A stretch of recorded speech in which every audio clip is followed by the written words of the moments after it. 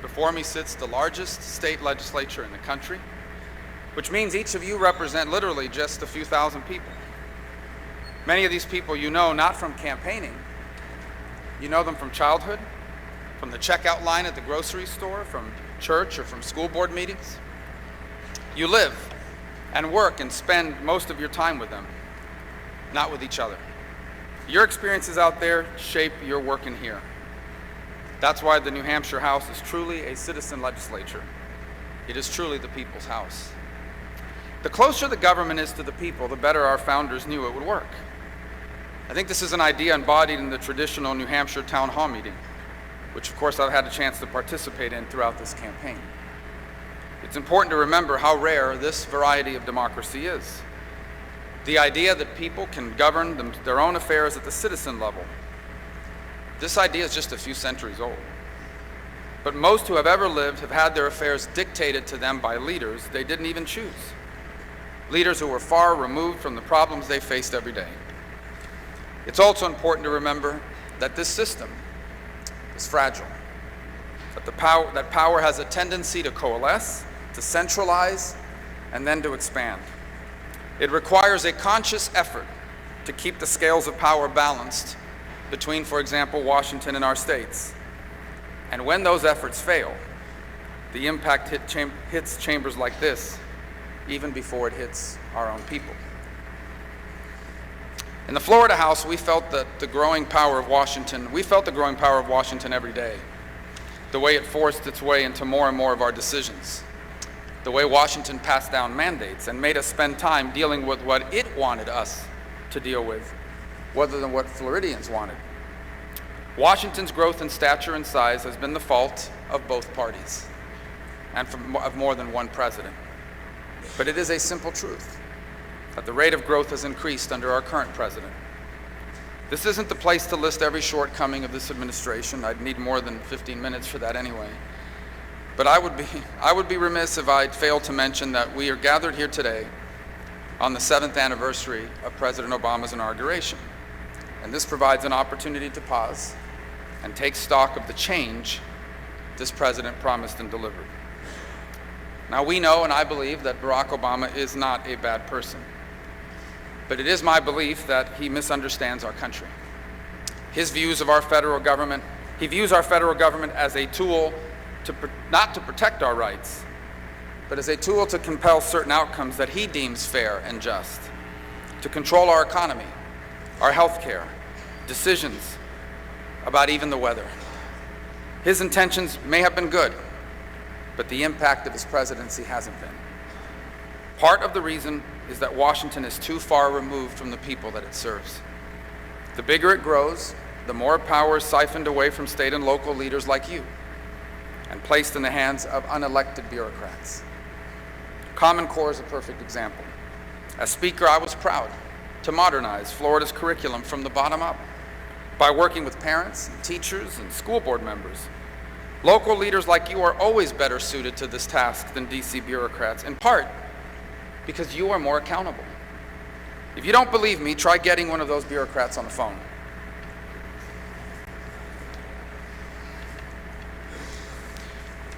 DC is also motivated too often by the wrong things. While your work in this chamber is a public service, for which you're only paid $100 a year, government has become an industry in Washington, and that industry is booming.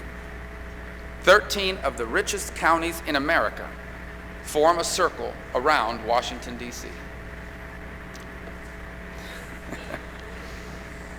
Well, how can we expect that city's politicians and lobbyists and special interests to understand better than you, for example, how opiate abuse is impacting your state, or what a struggling family in Nashua is up against, or what a child in Merrimack needs to succeed, or what will help a single mom in Guilford rise from her circumstances? Calls for a limited federal government are not calls for a heartless government. They are an acknowledgement that while Americans deserve a government attuned to their needs and sensitive to their concerns, Washington is simply not the best place to find it. For when our politics takes place far away, politics becomes impersonal. And when it becomes impersonal, the answer to every problem becomes the same. to raise a tax, or create a new one-size-fits-all federal program. These things make government bigger, but they do not make it better. More active, but not more effective. I know, because I've witnessed it firsthand in Congress. But on the state level, innovative ideas are informed by local experiences, adjusted to unique regional needs, and as a result, the effect of your service can be positive and profound. Once again, I know, because I've seen it. Before I became the Speaker of the Florida House, I held what I called idea raisers throughout Florida. I sought input from Floridians on what a limited but effective state government could do to make their life better and easier. And then we compiled a book called 100 Innovative Ideas for Florida's Future. And eventually, many of these ideas that came from our people became law. I felt the joy of extending to autistic children the special care and attention they need. I saw the brighter futures we built for our most impoverished neighborhoods through programs like the Miami Children's Initiative in Liberty City. And I witnessed a tangible sense of relief when I passed a law that protected families and businesses from having their property seized through eminent domain. Washington quantifies its successes through statistics and through dollar amounts. But you feel your successes in your neighbors' lives, in your child's school, in your household budget. That is why, as president, rather than telling state leaders like you to place your faith in Washington, as president, I will tell Washington to place its faith in you. I will trust you to choose the curriculum and education standards that are right for your children, because I know you will work with parents and local schools to do so.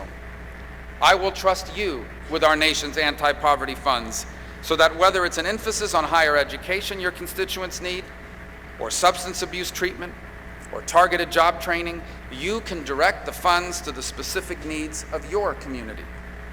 I will trust you with New Hampshire's energy future, because it is you, not faraway bureaucrats, who know how best to balance your local means of transmission and production with environmental concerns.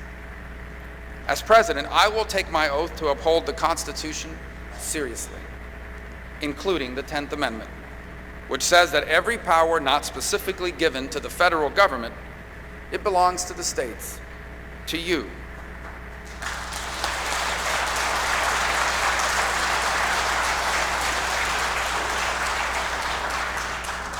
And by the way, that just so happens to be most powers. I will recognize that no one, myself included, knows the needs of New Hampshire better than the people of New Hampshire. Of course, the real brilliance of state government, what sets it apart from Washington, doesn't come from this chamber or even this city. It actually comes from the people you represent. I would argue, in part, because of the size of this body, that every single person in this state, no matter what they've been through, could find at least one person in this chamber who has been through similar trials and can connect personally with their struggles. This is what makes your representative body so strong. But as someone who has been in a position like yours, allow me to offer a word of encouragement, because some days your challenges here will leave you feeling stretched thin, unable to balance legislative duties with your career and family. I know what this is like, because I also know how these struggles hold value. Back in 2001, I went through a difficult time.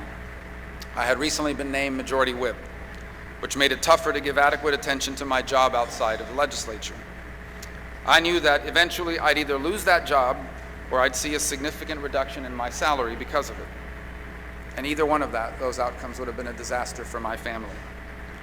My salary at the time was higher than most people, and yet it barely covered our basic expenses. My wife, Jeanette, and I had a new daughter, and like many families then and now, we felt like we were drowning under our bills. My student loan payments were close to $900 a month. My rent was $1,500 a month. Car payments were another few hundred. Eventually, we chose to sell a car, and we moved in with Jeanette's mother for a time. So I hired a headhunter to help me find a job better suited to my schedule. But I kept coming up empty. After all, who wants to hire someone that's going to be gone 3 to 6 months a year in the state legislature? But my understanding wife, who had already sacrificed so much to help me serve in office, now had to worry about my ability to provide for my family. And so I began to fear and almost accept that the only solution was to resign from the legislature and dedicate myself to the full-time practice of law again. I know many of you understand these pressures, these doubts.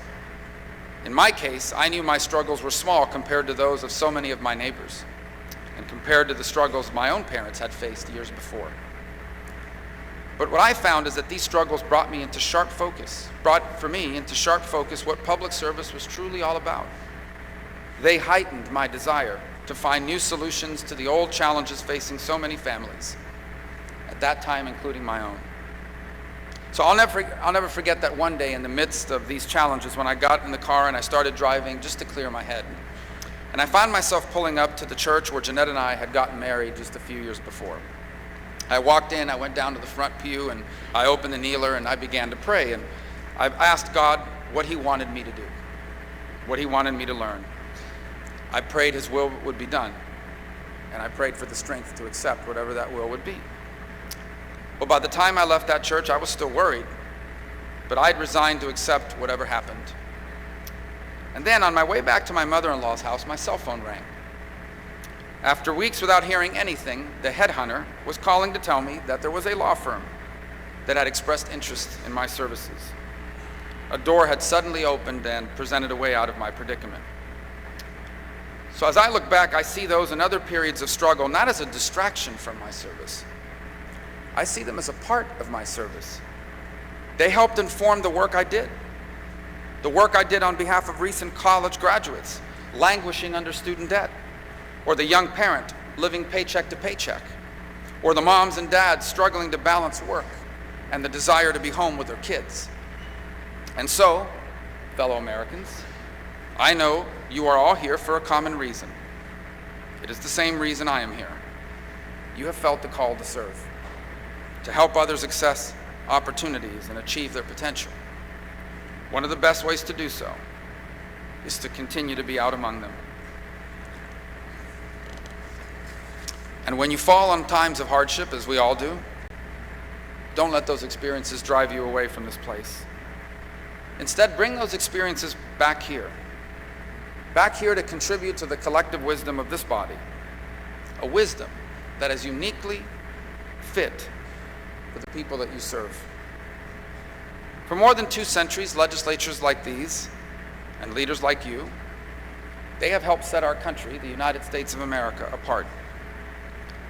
The true roots of our democracy are here, in all of you who are called to this place out of duty, not out of ambition, to do something, not to be someone. One of the questions before us in this election is, will you be able to continue your vital work? Or will your influence be transferred to another place, handed over to some anonymous face in Washington who may have never stepped foot in this state and has no appreciation for how unique it is? Over the past year, I have had the honor of meeting so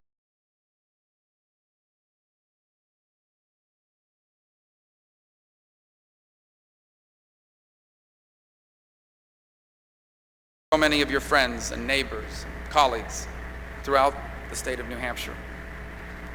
Live free or die. Washington encroaches on our states. We will forfeit